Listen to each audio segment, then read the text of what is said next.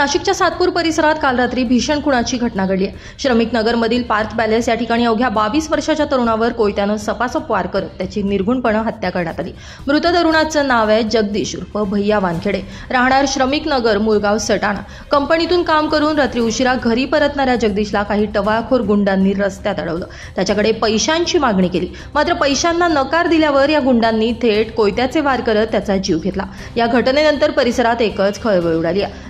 दरम्यान मृत जगदीशच्या नातेवाईकांनी जिल्हा रुग्णालयात मोठ्या संख्येनं गर्दी केली।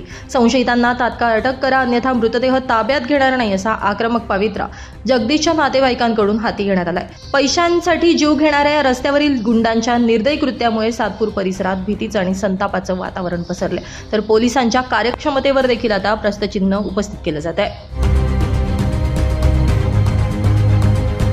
ब्युरो रिपोर्ट, नाशिक माझा न्यूज, नाशिक।